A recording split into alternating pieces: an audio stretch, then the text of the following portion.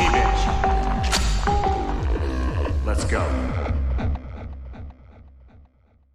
Welcome back to another episode. I'm your host, Vincent Green. I'm your host, Noel John Toohey. This is Invasion of the Potty Snatchers. Let's get to it, motherfuckers. Beep, beep, beep. Beep, beep. Ponytpool, it's Ponytpool. This film is called Ponytpool. All right, no, we're back, but we're not back alone. And this time we brought along Trevor Jones. Trev, tell the folks who you are, what you do, and what movie have you chosen for us to watch in this motherfucking zombie series?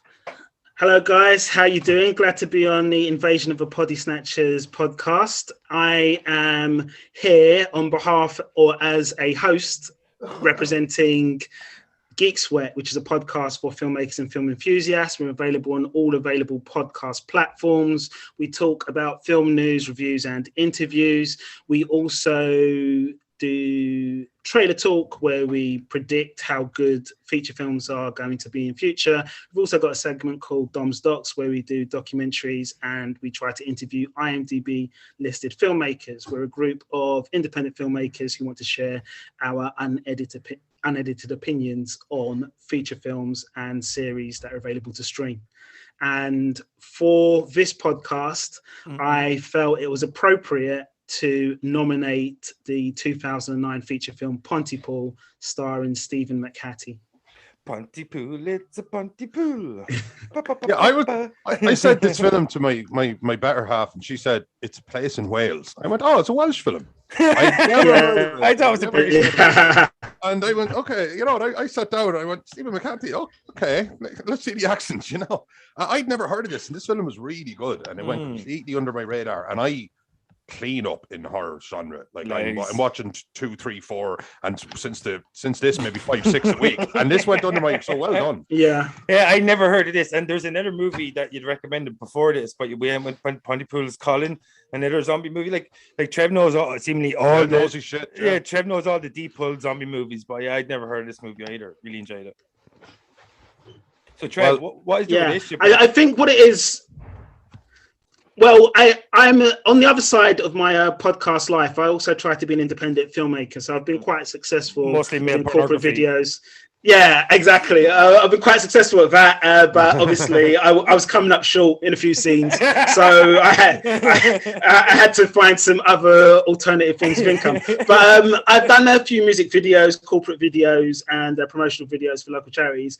I've been flirting around the circumference, as it were, of independent filmmaking for feature films, and I do attend events and sessions. And I think maybe I went to something like maybe a Rain Dance film festival event, or maybe Chris Jones's version of Guerrilla Filmmakers, and I was finding out about low budget film productions. And the interesting thing is, between 2000 and 2010 there was this wave of new ways to make independent film, and I think it's because consumer pro technology was now affordable on the market, and people were opening up the idea of filming on DVs, mini DVs, and HD cameras that were accessible to buy.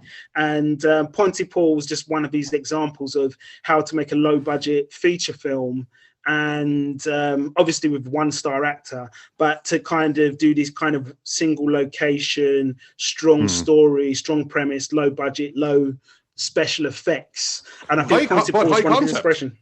High concept, yeah. That impresses me. Yeah, and I think the interesting thing about Ponytpool is it starts to make the audience question what they expect from a horror film, and whether horror can be considered high art as well.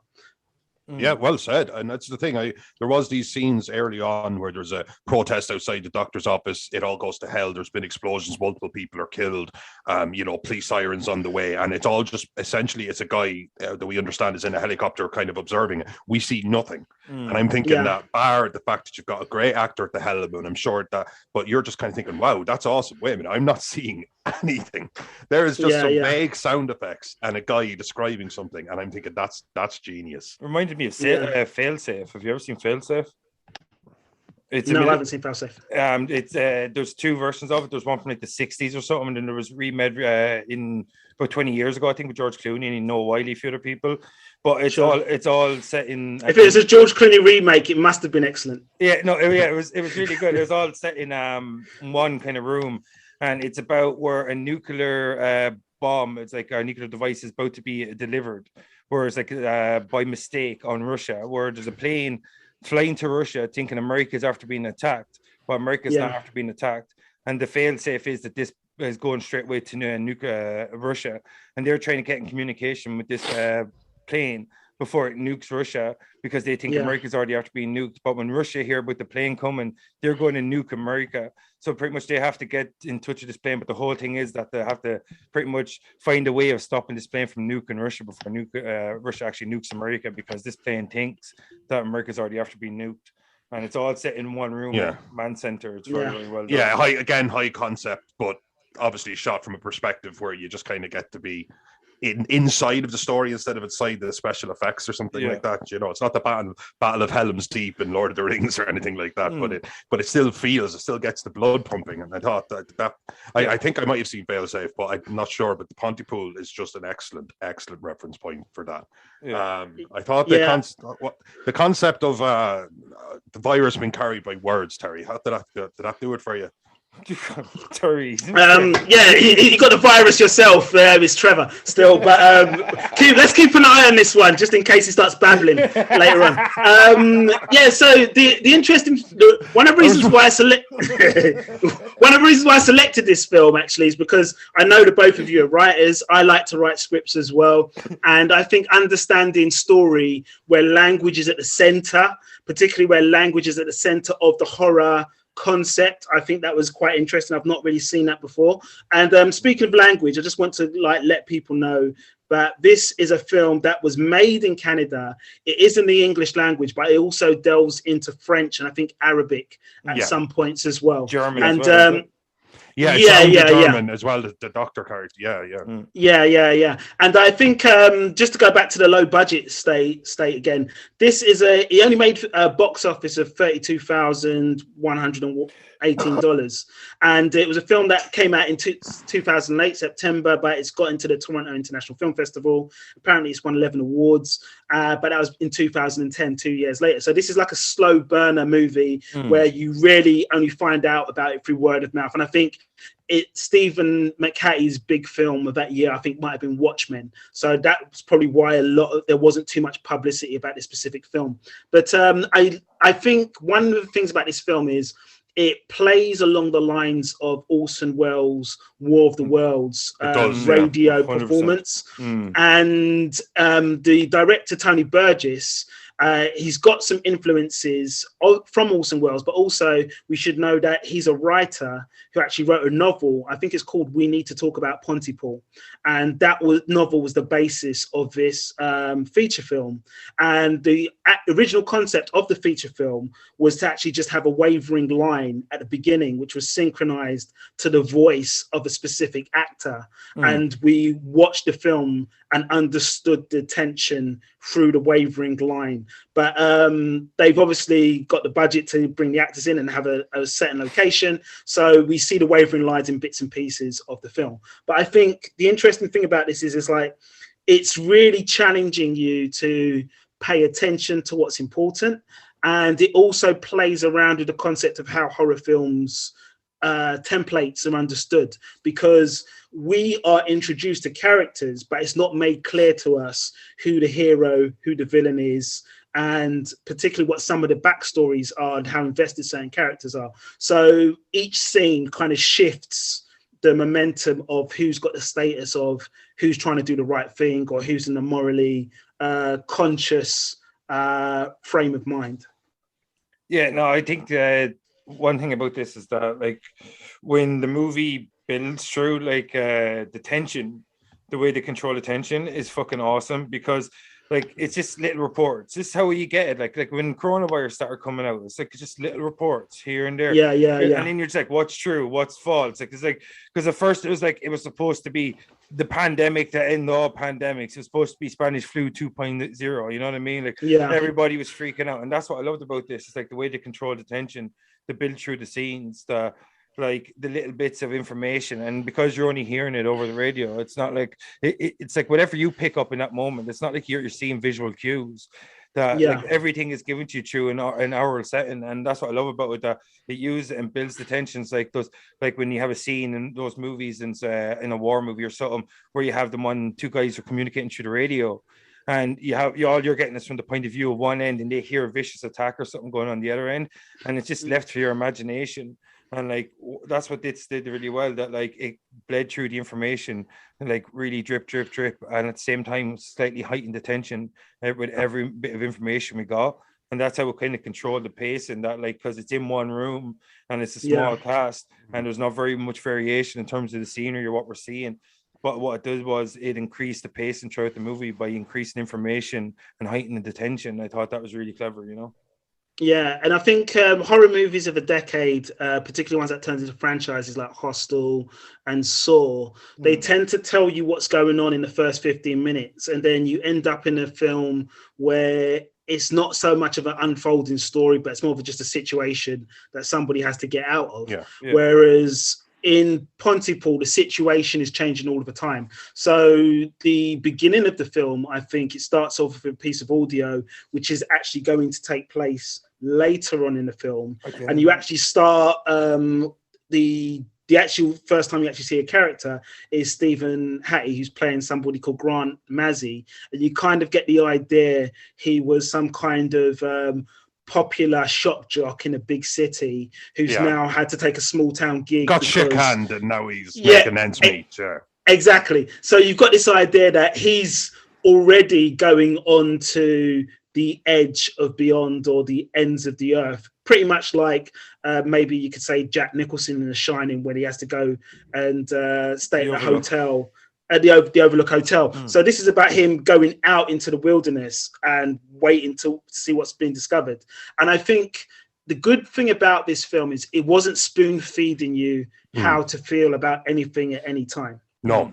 And I also thought when I was watching it that near the end, I thought, you know, like you go in and there's a dead body in the mansion and there's a butler and there's a mistress and there's all these people and you figure out who done it. It felt like a kind of a who done it, but this really high concept. Like, how is this kind of come about? How done it? To play? How done it? Well, there you go. Yeah. You want to pitch a hold, and I'm sure Timmy will agree.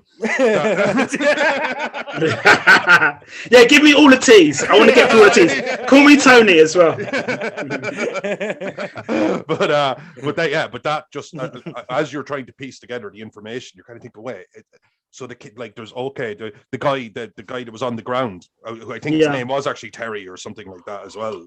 I think it was Kenny. Kenny. Okay, nailing names today. Yeah. But he was saying that there's a kid here, and you know, listening to his voice, and there's some message kind of coming across, and I'm like, right. So that is something, and I have this little whiteboard in my head, and I'm kind of going, what is it? And then people are chanting, and I'm thinking, but at the same time, I didn't think. Essentially, it kind of got a little bit like a spell / a virus / so it's good. It played with my expectations a bit, and that's what a classic whodunit is. And it took that and it made it into the horror genre. I think it did it quite. It's almost brainwashy, isn't it? Like it's like as if there was some like program or something, some chemical was released and it reacts to like programming or brainwashing or something. Because it's like nearly 90% of zombie movies, there's always some shady company. There was some sort of leak. There was some sort of outbreak. Isn't that what it is? Though, at the end of it all. So, like in my mind, when I watch Ponytpool, I imagine that there was some company there. There was some military experiment, and they were probably injecting people or releasing a gas and having a program to certain words, like the mist and stuff like that. What military site and what do they call it? It's like population disruptor. It's where it's like well, there was another movie, The Crazies. Remember The Crazies, where the chemical was supposed to be you send it into an enemy territory and everyone turns into rage monsters pretty much in the and wipe each other out. Wipe each other out, like annihilation from within, pretty much, you know. And that's what I kind of thought about Ponytpool, that maybe there was this like military experiment and like some sort of gas, and there was these like words programmed. That's the whiteboard in your head. That's the whiteboard in your head trying to string things together. Yeah. Excellent. Yeah, I mean, let me go back to the book title again, because I think I got it wrong. It's actually called Ponytpool Changes Everything, which is by Tony Burgess, who's the director. Way off. I was way off. And nice, I want to give you a bit of trivia, actually, which is quite interesting about this. There's an actual scene in the film where during the chaos, They're visited by the radio station, which is taking place in a church, which is a basement as far as we know, is visited by like a small group of theatre actors who are actually putting on like a slightly offensive blackface play of Lawrence of Arabia.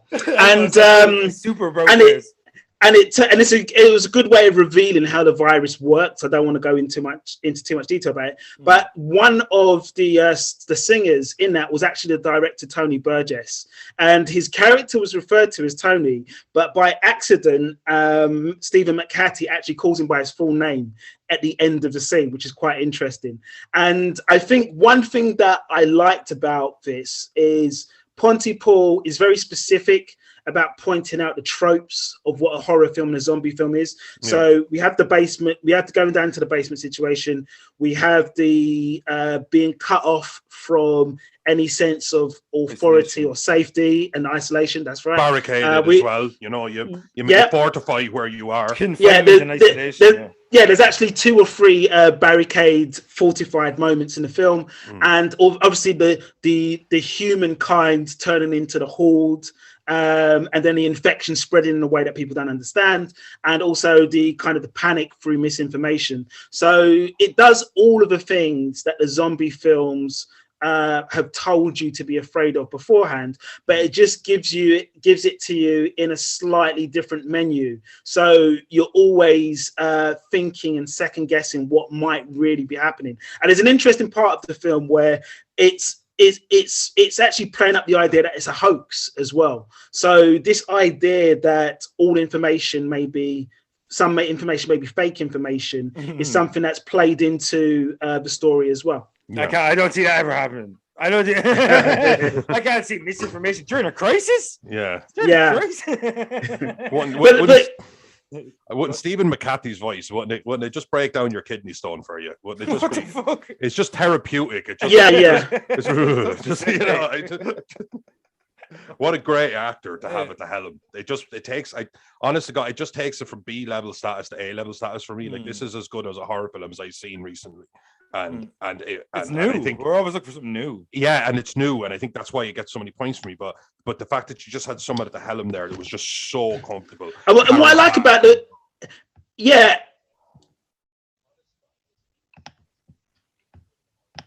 Did you freeze here? Sorry. Okay, you're back. I think I've lost Noel John. Oh, I'm here. Yeah, it was Noel John. Sorry. No, could you say your last sentence again? You're back now. Okay, let's just talk about how great it was to have somebody as charismatic as McHattie at the center of it, and I think that's what brought up a tier at least.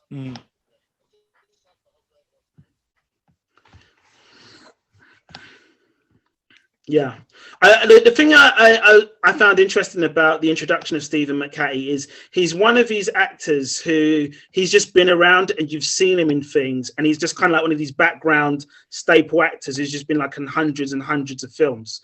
I can't even tell you what the biggest film that I know him for outside of Watchmen, but he's kind of like the type of actor you would see having their career revived by Quentin Tarantino at some point. Yeah.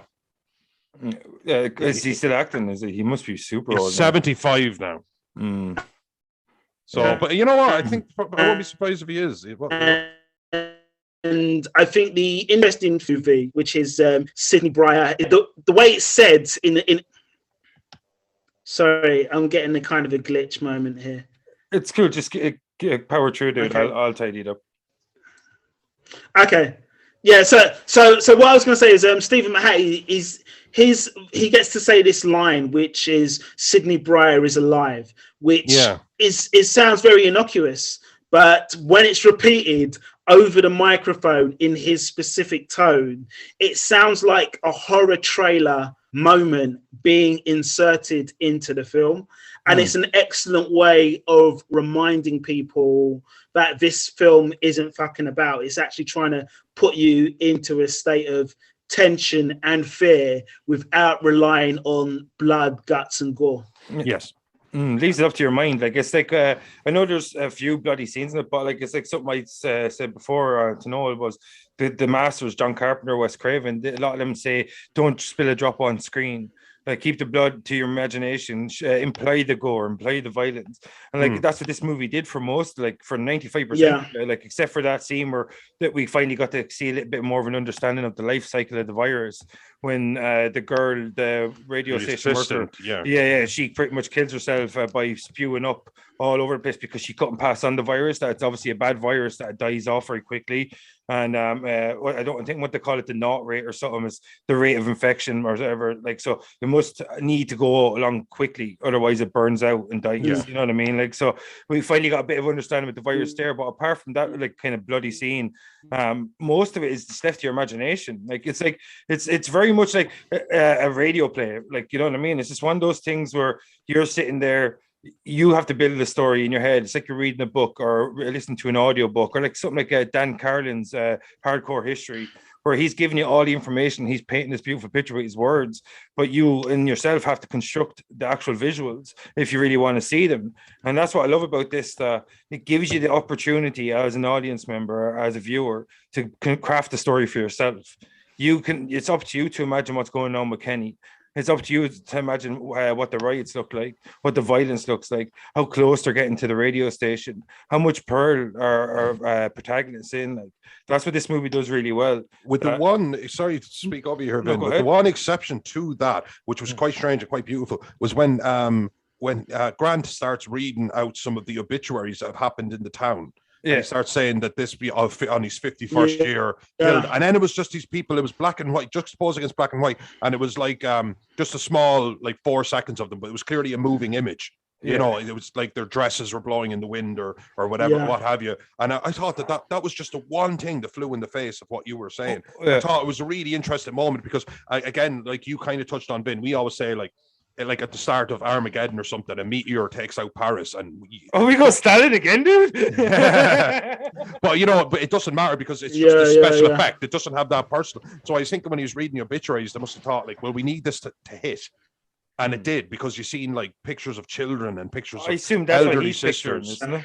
Yeah, maybe so. That's the thing. I actually don't know. Because he's not really from the area, so I don't think he'd be as familiar with everybody. But I just thought that was really cool, because I just thought that was this kind of like, this is happening and this is happening to people moment. Because otherwise they're just like, 1,000 people are dead. You don't care because it's fiction and it's just people saying things. I just thought that gave it a little bit more grit, and I thought it was an interesting thing that was against the grain. Is there anything more haunting than like old videos or old Polaroid pictures? And like, it's so haunting.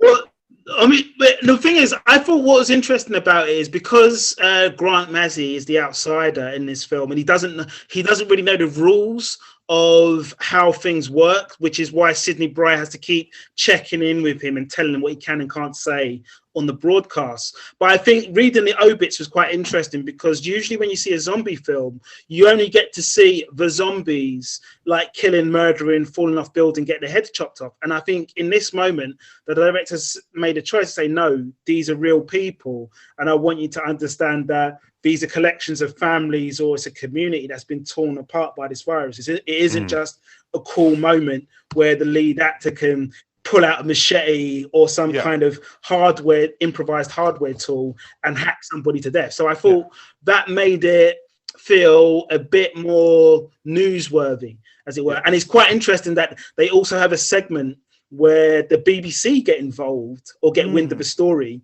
and the main character has to kind of verify what's going on.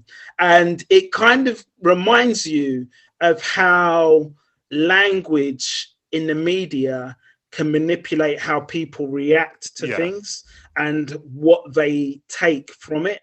And obviously trigger words seem to be like a bit of a theme in this film. Yeah, because what the media guy says, it's manipulative, but it's not lies. So he's kind of saying, he's after telling us it's not this. So it still leaves this and this and this open. And we could still say it's this and this. And you're kind of thinking, you shitty, you absolute asshole. And it was just that kind of moment where because he had a narrative that he was going to go with no matter what you said. Yeah, because he was trying to land certain words like terrorism, insurgents, virus, quarantine, stuff like that. So it was a very... it was a very clever way of looking at how buzzwords trigger people. And it got me thinking about this idea that there's two. I mean, going back to something that Vinny said, that this could be seen as a prophetic analogy of how we understood the 2020, I think it was, pandemic, and how we came by that information, how we couldn't really understand what was going on because we were hearing different voices on the subject from different people. And we were also, like in the film, discrediting the medical expert at the beginning because they were being attacked for what they understood. And I felt the interesting thing about this was you've got the one side of this is the perfect film to kind of show how people dilute information about a serious pandemic, but also it reminded me of the internet in terms of you can't have a conversation anymore without trolls. And the zombies reminded me of trolls on the internet who tried to take certain words and phrases and create trigger points or arguments or make a statement that somebody said have less meaning. And I felt that these zombie characters, through the way they use language, they were just reducing the meaning of everything to nothing in a sense. Yeah, it's like the old school words have bullets. Words are like bullets. Do you remember that in South Park? Yeah, and I just let them pass me by. Yeah.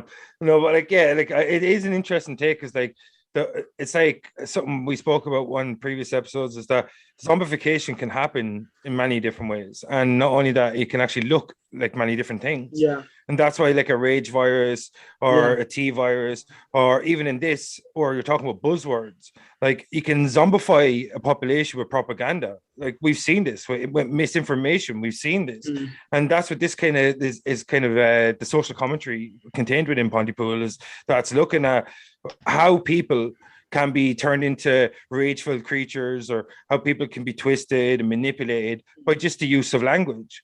And oftentimes the use of information, and what way you can impact certain people by contorting words to mean different things, or just to kind of what's the word I'm looking for, to kind of distort the reality to suit your own benefit. And I think that's what this kind of does, where it looks at certain words and it takes it a very, like, to 11, whatever, that it's literally creating real monster flesh-eating zombies. But it shows you that what they're talking about is how language can be used to control people, and how language can use to turn people and really destroy people's minds. And that's what this movie is. It's about the zombification of a population through language and linguistics and stuff like that. And it's very interesting, like, because it is a very cool way of doing social commentary, and it's not on the nose, even though, like a lot of movies kind of try to do social commentary, but it's a bit on the nose. Whereas this, it didn't feel like that they're just like trying to hammer the point home. It was just this kind of cool take on how infection can spread and how people can be affected by language and words. Didn't get bogged down in that either. That's in it. Yeah. It never got bogged down in it. It wasn't like this was the film and it stopped in these moments to kind of like, there's another hidden message in this, or it's a bigger thing. It was very much so just a movie at the same time. Yeah. It was just a very, very clever one that can actually speak to a bigger picture. And if you can pull that off, you've made a movie. You've made a real movie. Yeah, it showed them how the language was affecting their society, whilst also commenting how it affects our society, but never linking the two of them in the movie. They just let you figure it out for yourself. And also that nobody gives a shit what you're saying if you're speaking French. Social commentary. They usually just shout retreat, don't they? What? Yeah. Well, one thing I wanted to ask is, and I understand that you're both writers, and was there a scene in the film that stood out for you where you said to yourself, I understood the writer's decision to include that moment in the film, or to film it in that particular way? A very small one, just for my answer, but just for the thing that stood out for me, because it was almost like, God, I wish I had thought of that. Do you remember when the doctor shows up? He's a little bit comic reliefy. He kind of like, he sneaks in and he's all like, dusts himself off, and he's all like, oh, I've been literally crawling across town. And at this point, the producer's assistant has started to almost like aggressive Alzheimer. I didn't really, I got she was probably infected. I didn't really, again, you're trying to figure out what's going on. And he just says to her, he goes, no, we need to go somewhere. And she says, why? What's going on with her? She goes, she doesn't know it yet, but she's starting to hunt us. And I thought that was I just thought that was so well done. I thought that this is so new that all of the rules have changed. And like this just looks like confusion to you. But what she don't know and what she doesn't know is that she started to hunt us and brings her into it. I remember just thinking, she's turning. She's turning, but it's not like it's not like, because it's not like the zombie thing where you go and you just, it's a very aggressive change. Your skin color changes, you get blood in your eyes and stuff like that. Because we did watched 28 Days Later, a classic example. It's very aggressive, it's very over the top. But this was very subtle, and I remember just thinking that is such a clever way of addressing it. And she doesn't know it, but she started to hunt us. And I remember getting a tiny bit of a chill going, that is so creepy, because right now she just looks like a confused woman doing nothing wrong, somebody that you would reach out to help in that situation. I remember just thinking that was clever. I remember just thinking they're onto something new here.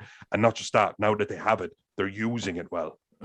They're using it well, and they're keeping me guessing. So I know it's a small thing, because essentially it all plays out in about 20 seconds, but I remember just thinking that is clever, and that's something I did not think of. And it's not.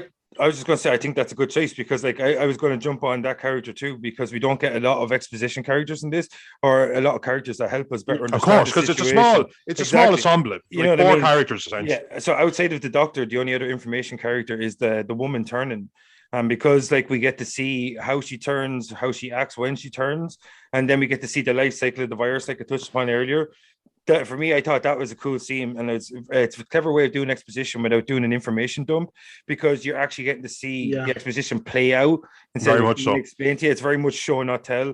Like they say, when you write a story, you're supposed to show and don't tell, and that's what I did, and I thought that was very cleverly done, and we got to understand a lot about the infection and the life cycle, all that kind of stuff, which if you're in a situation like that, to better understand the infection is the only way you can survive it. And I thought that was a pretty cool and important scene.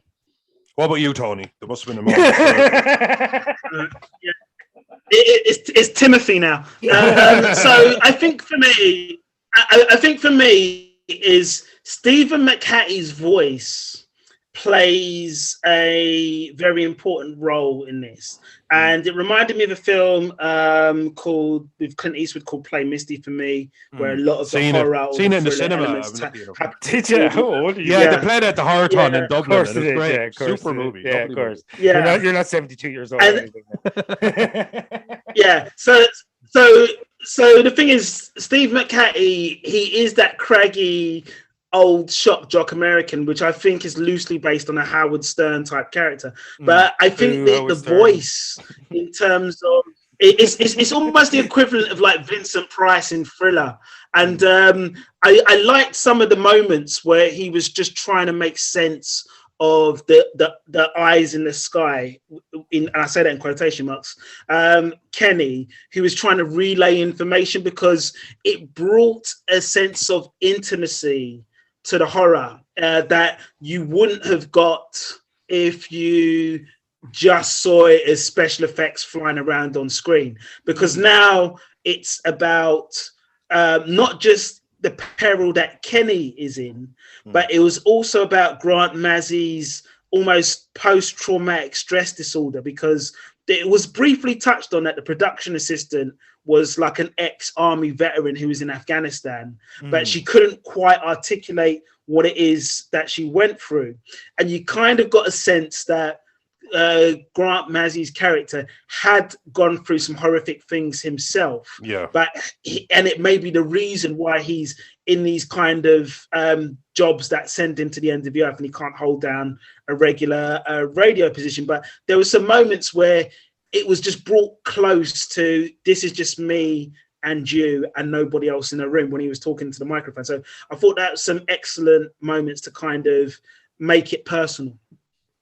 Yeah, no, that's the best thing about this kind of movie, because this is how you would perceive me, you, or Noel. We're just normal folks. Like, this is how we would perceive a situation like this. Yeah. Like, you know what I mean? At best, you're hearing news reports as it's going on, at best. Yeah. Like, you know what I mean? And like, if you're like in a situation where it's you and two or three other people, you're going to get locked away from 90% of the information.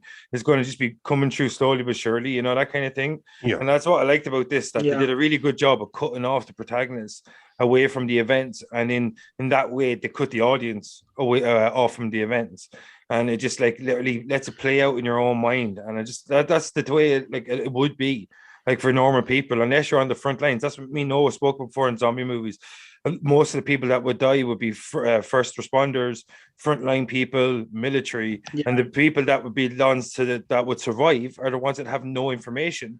And because we were the ones that would have bunkered down in a fucking basement or would have hit an underground car park or some shit like that, and we would have come out on above and we would have seen the world in ruins. We'd have no information about the virus, how quick it spread, or anything like that. All we probably get is the first instances, this depending, of course, on how quick the virus actually spreads. But like that's what I like about this, that it really does a good job of containing the storyline and the characters within that one room, and then just kind of drip, you know, you get that information. It's really, really cool. Yeah, and one other thing I liked about it was it kind of inverts the idea of the haunted house, because all the scary stuff is happening outside until the moment where the station's breached. But also, you don't actually, from what I remember, you don't really see the outside world. Like even when you're outside, it's in darkness. So you get this sense of anything could be happening, and your imagination's got the freedom to kind of build the city or the community that's being torn apart around that safe space. And I think the director's made some very interesting decisions. But I wanted to ask the both of you, do you think this film could have only been made that way by, let's say, an auteur or an author really, who actually understands the premise because he wrote it rather than adapted it? Yeah, I think the thing is, like, he pretty much probably kept. I haven't read the book, but like it reads like a novel, or it's conveyed like a novel or a radio drama. Like I said, it's like you have to build the story in your head, and it shows you enough that you can construct the story, or it tells you enough that you can construct the story, but it doesn't give you the meat. Like, it just gives you the bones. You have to put the meat on top of it, and that's pretty much what the author of the book obviously understood the style and how it benefited the story from the novel. And then when he's adapting it himself, he understands the strength of the stories. He understands the method that he wanted to use to convey the story. So it makes like perfect sense that to have the story told in this way and to have it be as strong as possible and be told in this way, where it's very contained. Not only would you need the person that wrote the book to come on and at least write the movie, but you'd need that person to actually really depict that style correctly, because they would have the understanding and the visuals that you're attaching to a very auditorial style. So like, it's very important, I think, to have the author to be involved in the movie, especially one that's very contained, it's very audio based, and it's very much left to your imagination. How about you, Noel? Ditto. There was, again, I hadn't read the actual subject matter, but I do remember just watching this film. There was something where you just kind of come out and think it was a very pure film, where you know, where it was, they really just sat down and they worked out the pacing. Always felt so well. It felt so well paced, and the structure of the storytelling and how they fed information. I remember just thinking that, again, without reading the book, I remember just thinking, wow, that must just have been so honest, because it seems painstaking at times how the information comes in and how they react to it, and also appearing very human. And I do think to get that, you would, and obviously the person who wrote this is an extremely clever man, but then you would need to have them involved. You would, and I think you probably always should need to have understanding, wouldn't you? Yeah, even if you're butting heads, even if there's impasses, because it is, again, a project, but at the same time there was just something where they were trying something new.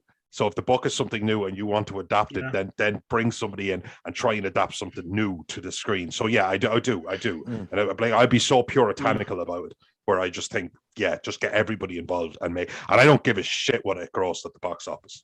Yeah, it doesn't surprise me at all. Again, Shawshank Redemption, famously a flop. It doesn't surprise me at all that these films were like, just that one person goes, "Did you really watch it?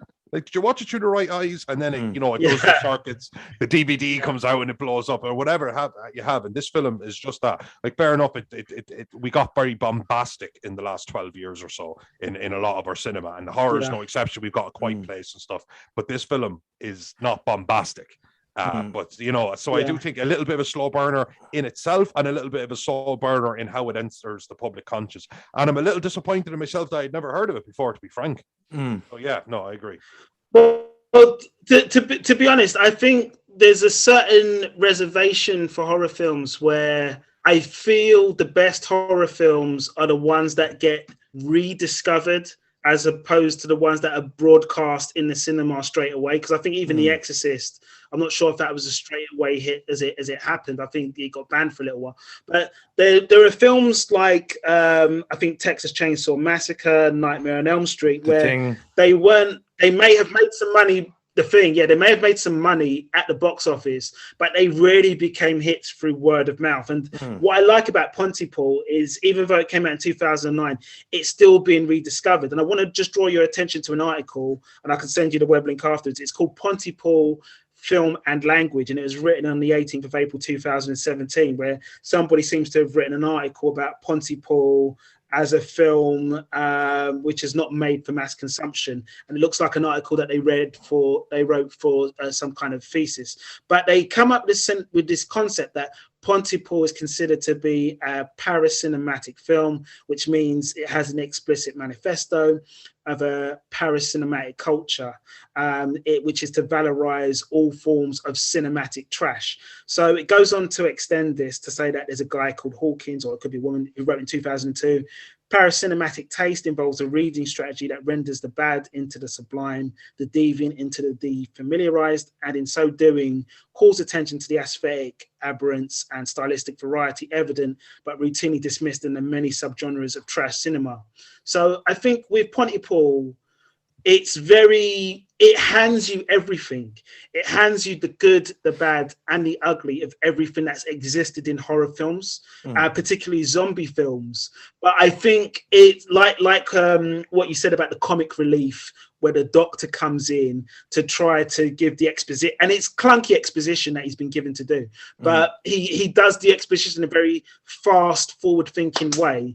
But the idea of the turning is not the pivotal moment of the film. No. It's actually trying to understand how the virus works and how to survive.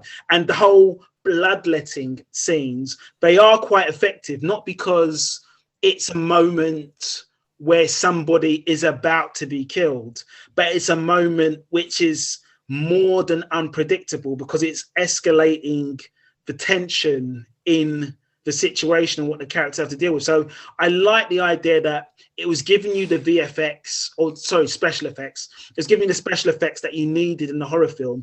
It was giving you the zombie hordes. It was giving you the panic and confusion, but it was also trying to tell this other highbrow story, which was basically saying, like, hold on a minute, zombie films don't all have to be cookie cutter versions of a man and his wife and child running into basements or across supermarkets, escaping like Ben Johnson running Olympic athletic zombies, you know? Yeah, it just shows like something we always talk about is the versatility of horror. And like, once again, like the zombie story shows or the zombie sub genre shows that it can be very versatile. That you can use it like rage monsters, like we talked about, T-virus, and you can mutate them in any way you want, like in Resident Evil, or you can use them like in World War Z, where there's these like massive hordes, almost insect like, where they all have this kind of like horde mind or hive mind, and they all move as one and stuff like that. Or you can go back to the George A. Romero tropes and have the slow zombies and all these things, or the new Dawn of the Dead with Zack Snyder. But it shows you that you can build a zombie story, you can tell a zombie story by like insinuating the context of what it's like to be in that kind of world or not. There's a horde, or there is impending doom, or there's mania going on, that you don't have to see it to really experience the fear that a situation like that can provide, because oftentimes you wouldn't see it. You'd be on the outskirts, you'd be on the periphery. And that's what I like about Ponytpool, that it keeps you on the periphery just long enough that the story itself acts out in a way that you contrive or you build yourself. And then by the time that the hordes do burst through, that all those fears that were built up by the story. You actually kind of built them up yourself along with the story. And then by the time you see the horde, that you're already on the kind of like a kilter, you're on that knife's edge and you're ready to fall. And that's what it does really well. The tension. And then it's just an explosion of just like backs against the wall. You have to try to figure it out. Because it was like one thing with zombie viruses, you have to figure out the virus if you have any chance of surviving. And that's what this does. It gives you enough information, the characters and the audience, enough information to kind of survive the story to a certain degree. And that's what I like about it, is just that it shows you don't have to show everything for an effective zombie story. And that's why horror and zombies in themselves are such a versatile subgenre and genre. But Trevor, before we let you get the fuck out of here, do you have anything else you want to say, Noel? And or we wrap this fuck up? No, I actually thought that was. I want to say one more thing, because you mentioned World War Z, and if anyone's familiar with the graphic novels, World War Z is actually supposed to be a series of, I think, video and audio diaries of how different countries and different governments around the world are managing the zombie virus. But the feature film ended up being the Brad Pitt show, which is, we've got this hunky 6'1" blonde guy with blue eyes who's going to bring people to the cinema. Let's follow his story around the world. Do you think, looking back, World War Z could have been a better film? Because apparently there's a lot of cut and edited scenes that never made it. Because 40 minutes. There's even more scenes. There's even scenes with the Doctor Who guy, Peter. Peter Capaldi. Peter Capaldi, yeah. So, do you think, having watched Ponytpool, a film like World War Z should have trusted the source material and tried to tell the story of the video diary, audio diary element of how people were coping with containing the virus, rather than following the Brad Pitt hero story? Well, for my part, I think that the contrast, if you were just going to put it into the zombie genre, I think the actual prism would run from Ponytpool right through to World War Z. Like if I was to think of one that did it kind of like slow and it was about the story versus something that was huge. Like we see that the walls of Israel being absolutely overflowing with zombies and all of that. Then I would say that, yes, which film I preferred is easy. That was Ponytpool. I do think that there's room for whatever you want. Go over the top, go small. They're films. But I do think that I'm a big comic guy and I actually haven't read the graphic novels. So you've got me there. But at the same time, I think, because it would have been a series of vignettes otherwise, wouldn't it? Yeah, exactly. But I just feel like it's more is not always more. And that there just seems to be this thing where something is lacking, that you just throw in more and more and more. It's like literally throwing money at it. And I do think that if there was a more pure version of World War Z, I might have liked the movie more. Actually, I thought it was fine, but fine. And I've seen it, and if I see it again at some stage, also fine. But Ponytpool impressed me. So I do think that if there was a better version story-wise, then that would have been a better movie. But I do think that they were trying to almost break into a different market. I think they were trying to break into the action market, really. Like, they left the blockbuster. They tried to turn it into a blockbuster, and they weren't going to do that with a self-contained story, because it's unfortunately just not how it works. But for again, because I'm puritanical in these things, I do think I would agree with you. I would have said stay close to the source material. If it's extremely popular, it's probably extremely popular for a reason.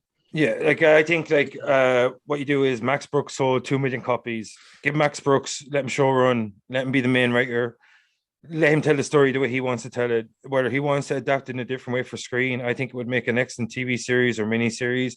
And each episode, you can have both things, where you can have someone sitting down and telling the story, and you can have a flashback where you actually see the story if you wanted to kind of appeal to both sides of the kind of audience. So it's a very easy story to tell. World War Z, it's a very well constructed book. It's very well done, it's very cleverly done.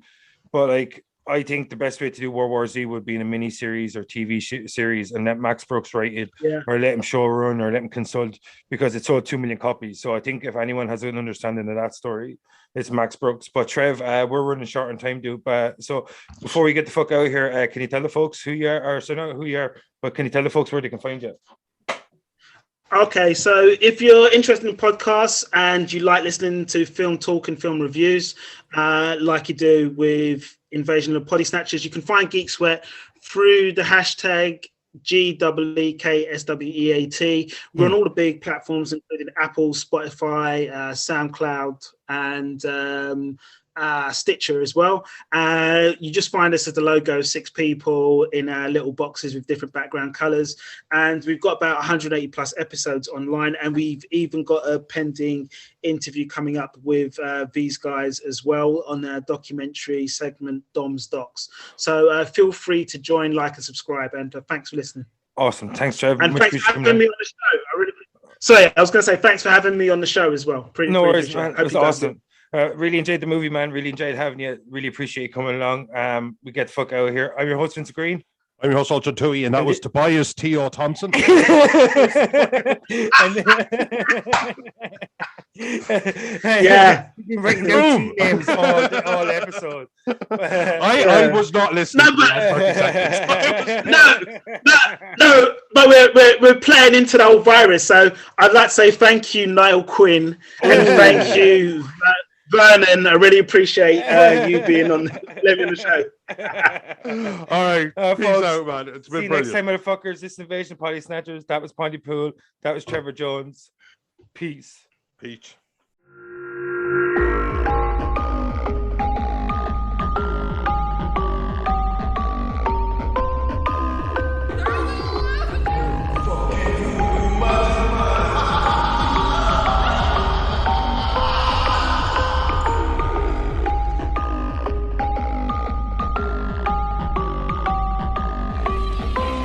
Want some candy?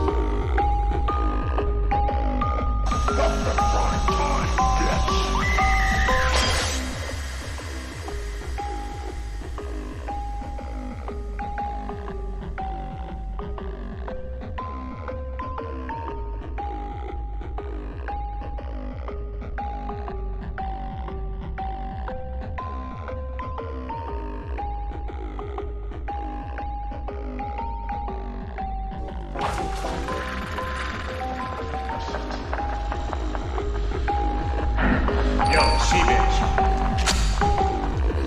Let's go.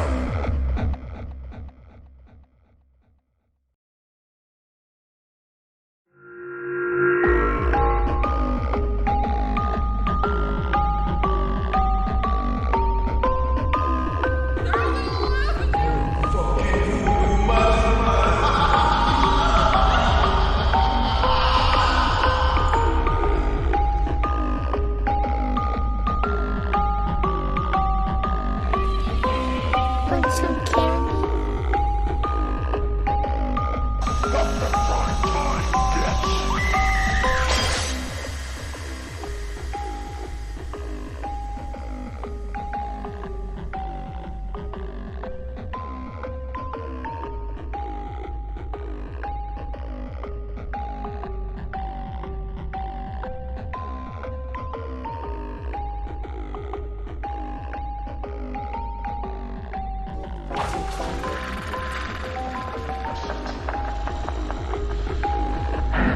Yo, she-bitch. Let's go.